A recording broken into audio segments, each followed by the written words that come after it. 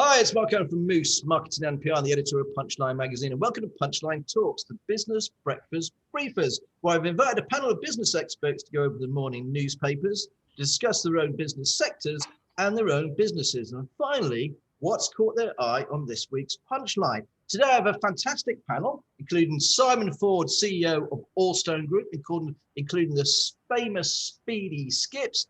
He recently lost £20 for the England and Wales rugby game, but won it back afterwards very quickly with the France and Wales game, but I'm still talking to him. We've got Neill Ricketts, CEO of Versarien PLC, is an advanced engineering materials group. Versarien has 8 subsidiaries operating under 2 divisions based in Cheltenham, but they've got offices in the USA, South Korea, and well, everywhere. And then we got Simon Firkins, Managing Director of SF Planning. We've got 2 offices, Gloucester, Cheltenham, and they've just opened another one in London. And finally, we've got Geoff Burch, and my alarm is going. We've got Geoff Burch. He's a business guru, author, TV presenter, internationally renowned, highly motivational business speaker. He's written 5 books: The Way of the Dog, Irresistible Persuasion, Self-Made Me, Writing on the Wall, Resistance is Useless. He was famous for the rather fabulous BBC TV series Go It Alone. And well, what else can you add, really? Lots and lots of different hats. Let's crack on with the papers. The first thing, all, it's been a bad day for the BBC. It's in the dock with nearly all the papers, so the coverage of the front page is obviously about the infamous interview with Princess Diana and Martin Bashir back in 1995. There we go, The Guardian. Deceitful and damaging. Furious William attacks the BBC. William, BBC fueled my mother's paranoia. The Times, BBC fueled my mother's paranoia. Another one. William, BBC lies, ruined my mother's life. The Daily Express, William, BBC's ruined mum's life. You can see the pattern here. The Daily Mirror, BBC lies destroyed our mum. The Sun, BBC let down my family. The Star is the only one that sort of swings it off in a different way. That's the Stars. It said, goes with a little prick. And the Western Daily Mail, well, they're completely different, aren't they? 6 arrested after shooting in the streets. So that's sort of the headlines. Let's start with you today, Neill. What have you picked out for us in the papers, please, sir? Well, actually, you've blown me away there, because that last story, the head teacher for the school that was involved in where that shooting occurred actually lives next door to me, mum and dad in Tuthill, and absolutely terrifying that the shooting happened outside of school, and 2 cars rock up and start blowing people away, as you would imagine would happen that we see in the US. So, I did pick out in the news that we're starting to see a lot of riots. Swansea, there was a car burnt out and rolled down the hill. Bristol's had its issues, the shootings, and I think we're in for a bit of a troublesome time, to be honest. But I was more fascinated with 7,000 people have signed a petition to stop the development at Churchham and the building of 4,000 to 5,000 houses. There's quite a few stories where people are trying to build, but no one wants to build next door to them, but they do want the houses and the schools and the shops and the income that comes. So that's one that never seems to go away. Other areas of real delight was that there's been a new bridge built at Linear Park in Cinderford, so that the walkers can get from one side of the river to the other. Never really a problem for me, because you can actually jump it, but it took 3 years, and it's kind of one of the biggest stories on the Forester this week. Other things that we've got, obviously, crypto crash was picked up in the FT, and that swung around a lot. We're in a very disruptive period at the moment, and these new technologies like crypto, we kind of need to embrace, is my view. But the world's a different place. As someone that runs a technology company, I'm always anxious to see new developments. I'm not quite sure the high street banks are quite so happy to see them, and the rumor is that there's a huge amount of regulation change and things like that. And that was linked to a lot of activity on climate change as well. So I'm pretty sure that we can talk about some of the big challenges that society has. From Punchline, Mark, I was pleased to see there's some real positive news. Amazon with their development to bring in a large number of jobs, and the way that the battle I have with the chair of the LEP, which I sit on the board with Diane Saver in the High Street. Amazon's obviously investing heavily again into online delivery, and that had a real positive impact for the Royal Mail as well. I think we've saved our posties through coronavirus.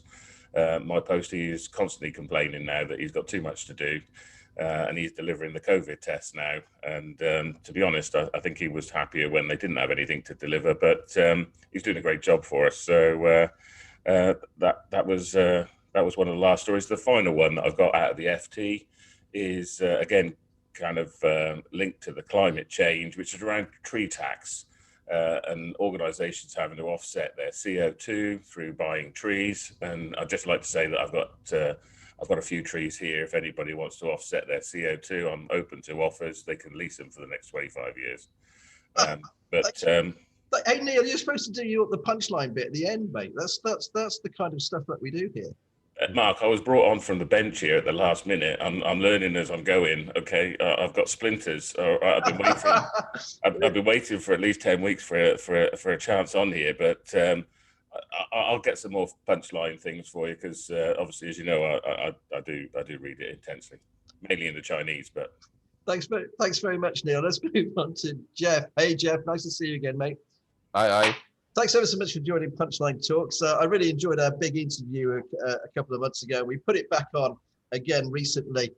Geoff, so what's caught your eye in the newspapers Well, of course, the headline page, the BBC.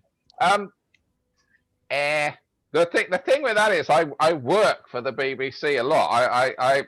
Nobody ever watches it. I do a slot, I call it suicide TV. It goes out when people tend to hang themselves. It's sort of 3 o'clock in the morning stuff. But actually, what you need to do if you work with the BBC is talk to the cameramen. They see all, you know, and there's this layers of the thing. The people I work with are the sort of basically the BBC equivalent of bin men, the producers, cameramen, and we drive around England in a tatty van. It's just a cameraman and a producer, and they see the thing of the culture of the place is they don't half protect their stars. You hear the gossip about the behaviour of household names, who I won't mention because we'll all get sued. People, oh, he's lovely, he's ever so nice, and you hear stories literally of sexual misconduct, drunk on set, abuse to the cameramen, abuse to the producers, and they are protected, absolutely protected all the way through. There is nothing in there where you can say superstar Fred Superstar is actually a git, and can we, because you would be shut down immediately. They have a way of handling people they see as rebels, you know, and that is, it's a bit like Jimmy Savile. I don't want to go down that particular. Yeah. Well, there's hundreds of Jimmy Saviles in there still, you know, people that you still are on telly, still on the thing, and then when you all go for your, because we get £6 a day for our lunch, so we all sit in a greasy spoon caff with an egg bap and a mug of tea, and then the cameramen fire up about, oh my God, and they're all sharing these hair-raising stories about misbehaviour of these household names, and you think, you know, there is no, the management don't kind of talk to the frontline people. The frontline people see it all, they hear it all. You know, I mean, a famous story, a certain very famous TV person who's still on TV actually demanded something very unpleasant from a junior girl who'd only come for work experience, but he'd left his mic on. And the sound man just sent the CD recording to this bloke's wife. And all he got from the management was a telling off, really. But, you know, there is a culture there that does need digging out. I love the fact that you've got a budget of £6 for lunch. Actually. Yeah, I know. I know. Right? Well, actually, to take it to Punchline, is you've got Amazon, the pre-mentioned Amazon. I did a very exciting documentary. I get these exciting documentaries that go out at suicide. I did does dog food cause wind in dogs? Flatulence in dogs. I did a documentary on that. But another thrilling one was warehousing, and we filmed in a one that was being in Colville, 1 million square foot for Amazon. Wow. And it was going to be their big stuff, So I the stuff I buy from Amazon are memory sticks and stuff. And this one was for people who want to buy private jets and speedboats, and I mean, it's incredible the range of that company. And now I see they're building in Gloucester. I don't know what that's for, but it'll be something unusual. Well, it's 120,000 square feet of basically it's a that's a tiddler. That's it is. Tiddler. The fulfillment centre would take the Gloucester, then Gloucester will actually take it out a bit further. And that brings me very nicely over to Simon. So thanks ever so much for the link there, Geoff. Simon, welcome to Punchline Talks. It's the first time that we've had you on the show. Obviously, with being involved in planning, then you must see an awful lot of this. So I don't want to go into your own business at the moment, but you must see an awful lot of this kind of thing at the moment, where companies are looking to put the new logistics mainly on the motorways. Yes, is the simple answer to that, Mark, and thanks for having us on. Really appreciate it. It's an extremely busy time, in that regard. What have you got for us for the newspapers then? Well, aside from the Amazon story, which two people have already mentioned, and so I won't go there, there's a couple of things that caught my eye over the past couple of days. One of them is planning related. So I'm going to jump on that one. And it's from the Manchester Evening News, which has got some sentiment to me because I went to university in Manchester. But it's been reporting on quite a kind of closely followed appeal decision or an appeal against an enforcement notice for a developer that built 5 houses in the Bolton Greenbelt, following having been granted planning permission, but he built them in the wrong place and he built them too big. And he managed to sell them to some people as well. And there were people living in there, and it's been going on and on and on for a number of years. The council have taken action against it. It went to appeal, and the appeal decision came out yesterday. And the developer's been told he's got to demolish all of the houses. So it's a kind of it's an interest story for those in the planning world, a kind of word of warning: follow your plans. And if you stray too far from your plans, the ultimate sanction is you're going to have to knock the things down. Wasn't there a guy in the Forest of Dean who built a big sort of mansion, and he had a swimming pool and a bowling alley and a big cinema and all that sort of malarkey, and he didn't have any planning permission. The council in the end came good and knocked it down. Do you agree with this, by the way, Simon? I don't think that building's actually knocked down. My understanding is that that's still at appeal. Okay. But it was a bowling alley and a cinema, because obviously everybody has a bowling alley and a cinema. I mean, I don't know what to do with mine, to be honest, but that's I mean, there is a temptation that the rules are there, but they don't really apply. There's another story actually about a load of houses on the A48, I think, that have there's an enforcement notice just gone up. I'm frantically looking for the story, but there is a temptation to think that the rules really don't apply, and I think COVID is a time when people may have taken a little bit of liberty around some of the rules, hoping that they didn't get caught out. Well, it's a bit like tax, isn't it? It was to the accountants, so there's a lot of people who have taken liberties with furlough and tax and all the rest of it as well, which actually leads me quite nicely to Simon, who's just had a big load of housing approval near you, isn't it, Simon? Fordy, where you live. Yeah, I was just about to say there's only one planning permission, and that's retrospective. Anyway, I would like to start with a little quote, really, which I think is Sonnet 18. Rough winds do shake the darling buds of May, and summer's lease hath all too short a date. Which sums up my night last night being blown to smithereens. I've got a couple of stories. I sort of hate all the seriousness of these newspapers and all the bull that's written, to be honest with you. So I'm going to start with Wally the Walrus has been spotted off the Cornish coasts after lifeboat crews in Pembrokeshire had to scare him off their slipway to launch their emergency boat. He's now in Tenby Sorry, he's now moved to Cornwall, Padstow, and he's down there, which links to another story in the Times where another Wally the whale, has now been found in Mallorca.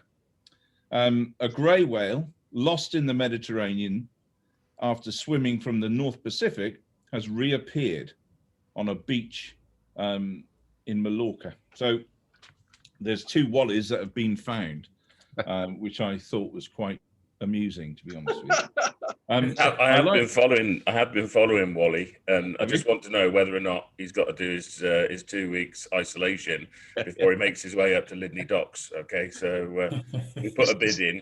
Isn't this a Welsh Wally? Wasn't this Wally over in Wales? He was in Tenby, yeah, he was in Tenby to start off with. But why wouldn't you go to Tenby? Walrus. Yeah, if you were a walrus and named Wally, why wouldn't you go to Tenby? Everyone likes to go there. Anyway, right, okay, let's talk about individual businesses, if that's okay. We'll move on to the papers, Simon, unless you've got one other you'd like to bring up. Yeah, I've got Simon Firkin has been paid his £10 bet. Apparently, that's the headlines of most of the newspapers. Right. There was a bet made with Simon Firkin that he would not get planning permission at a certain place, and of course, he got it. So the bet was duly paid. Can we ask what planning permission was it, Simon? I can't go really into. Won't go into that. No. Retrospective, I'd imagine. I mean, the bet was made pre-COVID. The bet was made pre-COVID, so I was really impressed that you remembered. Thank you. But to be fair to Fordy, he always pays up, because I always take the Welsh money from him. You know, when Wales beat him. So there we go. We have a running bet each year. There was very quickly, Mark. There was one other story that I saw in the Eye. I don't buy national newspapers either, so I rushed out this morning. Thanks, Simon. And it's a personal one, really, that just caught my eye. A very small story. My mother passed away just before Christmas, very suddenly. She loved the Red Arrows. And I saw a story in the Eye this morning saying that, there you go. Yep. After almost 2 years since their last UK air show, the world-renowned display team have been given the go-ahead to perform again. You know, it always used to give my mum goosebumps when she heard them flying over and stuff like that. So I just thought I'd share that as a good news story. You know, one of those things. That is Can I just have a quickie before we move on? And that is the other big news story is this thing of the railways being Great British Railways. I mean, what astonishes me is the cost. I mean, it's over 200 quid for a prime time return from Bristol to Paddington. And it's something like that from Cheltenham. It's like 190 quid. And yet there's a local chauffeur service will chauffeur you to London in a Mercedes for 120 quid. And if 2 of you go, you can actually have a chauffeur take you to your door. I don't see how the reform of the railways is going to work when it costs more to get a train from Cheltenham to London than it does to fly to New York. No, I totally agree. It's going to cost us all an absolute fortune. But something's got to be done, doesn't it? At the end of the day, something's got to be sorted out with the railways, because they couldn't make any money, even though they're charging the air for it. But there you go. I'd just like to quickly say about the Red Arrows, by the way, guys. When I was in the Air Force, Simon, you might not know this, but I actually fed the Red Arrows when they were stationed in Ascension Islands. That's where they used to train. Not Ascension Islands, sorry, RAF Akatiri. They used to come over every year because they guaranteed the weather, and they used to travel, used to fly there, and I used to feed some of the pilots as well. And they were quite astonishing guys. Anyway, let's just flip back over to Neill. Neill, let's talk about Versarien quickly. How is the business? Can you give us a bit of a rundown of the company? You seem to be expanding. You seem to be taking on more different things. Graphene seems to be everywhere. You launched your clothing. You had your face mask. What's next? So the 3 big, obviously highly disruptive times. The big thing we're looking at the moment is concrete and using graphene in concrete to reduce CO2. Before I got involved in seeing what benefits, probably Simon's not going to like me at this stage, but you know, concrete is adding 10 to 12% to the CO2 burden in the world. We've got to do something about it. We've got a situation where the government are going to want to stimulate the economy through big infrastructure projects, but they also want to move to net zero. And so we're under huge amounts of pressure to look at alternative manufacturing methods for construction. We're still moving forward with the leisure and working with some of these top brands to get this the clothes out there, as well as a lot of local companies. To be honest, we've got big international companies and we've got local companies. Probably the biggest problem, I don't know if anybody else is seeing this, is getting hold of the raw materials, and Supply chain issues. A lot of the supply chain is massively disrupted. I noticed the other day that one of my builders was putting out a frantic call for bags of cement because there's something like a 2-month waiting list on cement, and Simon's going to go get a bag now. And No. I'm going to show you. That Arctic is just delivering our first load this week. We normally have 7 Arctic loads a month, and we've been told we can only have 1. Yeah, everything is hand to mouth at the moment, and in the textile world, a lot of the stuff is made in China and Sri Lanka. We do a lot of our R&D in Sri Lanka, and that's facing huge lockdowns. So, although the UK is moving quickly, I've got my second jab next Friday. They've done a fantastic job with the vaccine rollout program.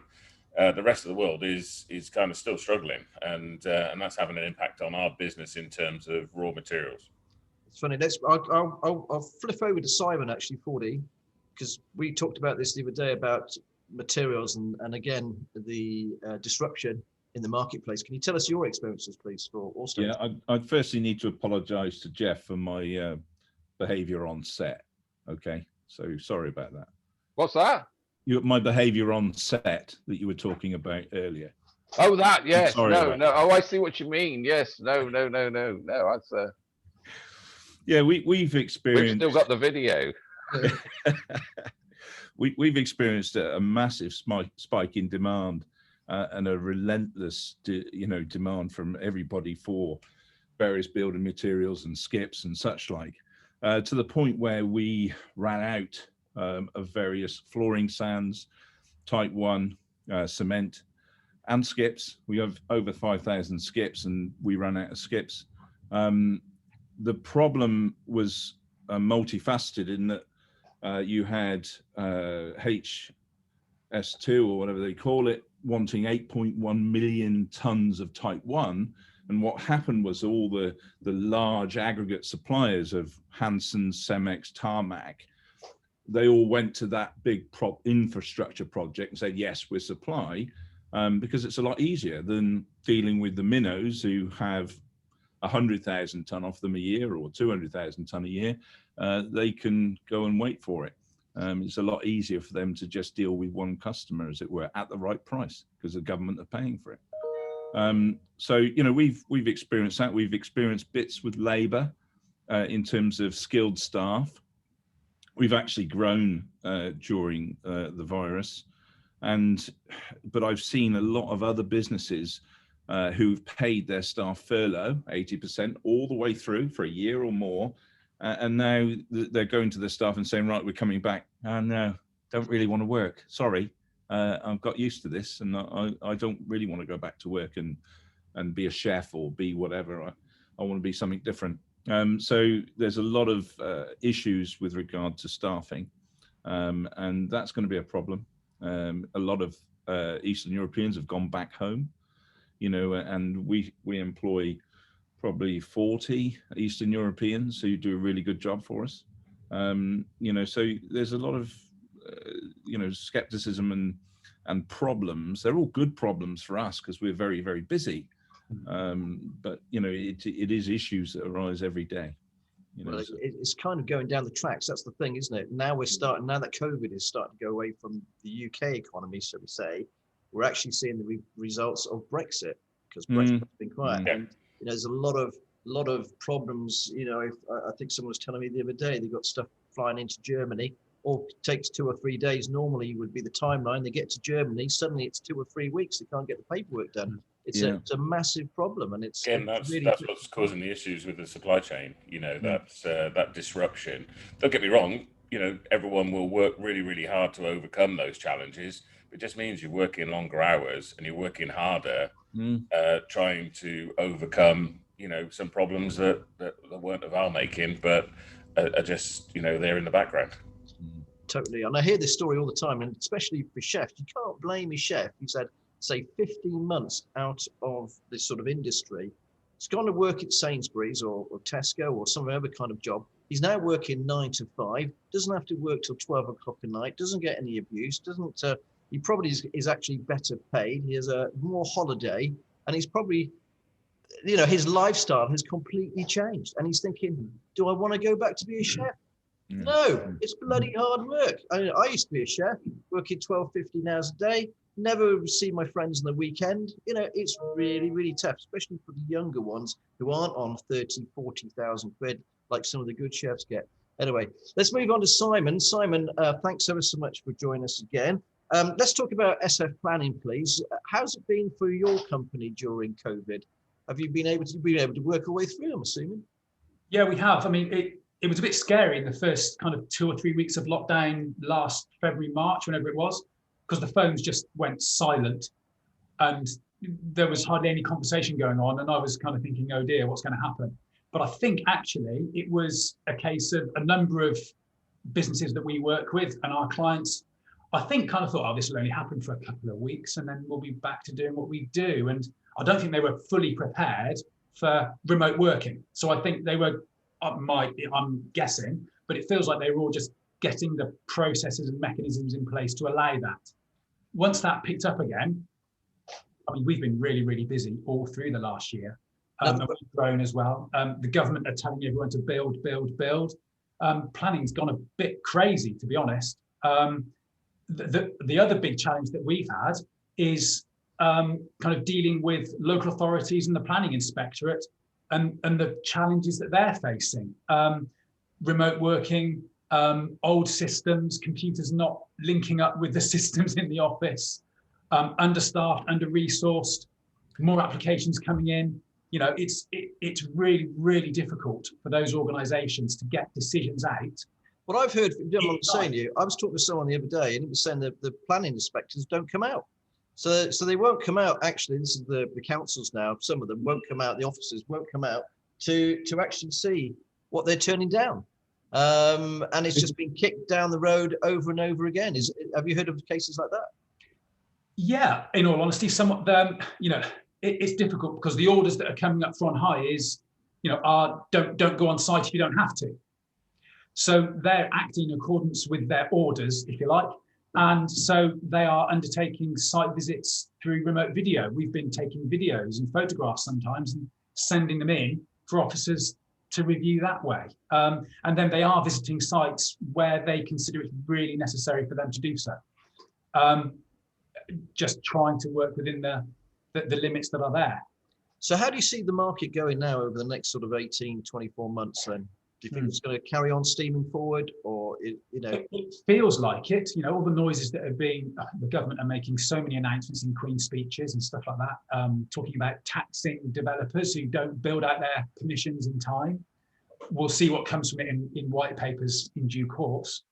But if that continues, I can only see the need for more of what we do. I guess the thing that could have an impact on it is if there is a recession in economic terms, you know, when the stamp duty easements are taken away, is that going to have an impact on, for example, the housing industry, that market? So there's less people to buy a house. If there are, then the house builders won't build them because they're not going to build them just to sit around empty. So that could have an impact on it. But my gut feeling is no. I think it sounds awful saying it when so many businesses are struggling, but I think the good times for planning are here to continue, personally. Yeah. I think a lot of it depends on inflation, what happens there really, and the cost of goods going up. Yeah. Thanks ever so much for that, Simon. I'm going to turn to Geoff. And Geoff, thanks ever so much. I know your business was completely turned on its head. We had a chat about it before. As someone who flies around the world doing motivational speaking, then let's be honest, I'm flying nowhere. No, absolutely. Absolutely. I mean, my diary was absolutely full at the start of COVID, and all it did was solve the toilet paper crisis about 24 hours later. You know, the conference, and then everybody. I mean, I live in this world bubble of my little bubble of my industry, where everybody's been crowing about how fabulous their online business has become. which is of course not true. And if people are getting really bored with it, and to go back to the previous contributors, what's happening is, as a sort of business guru, not just as a sort of speaker at conferences, that there's two things. One is the conference industry is enormous. I mean, we were going to do a big conference for a motor manufacturer, and the hotel bill would have been 3 million quid. That hotel does nothing but conferences. So I mean, they just lost that. But on the other hand, why do people have conferences? And the reason is, and again, it's been hinted at in previous things, is that staff are starting to go feral. You know, even hard-working staff. You know, I had this.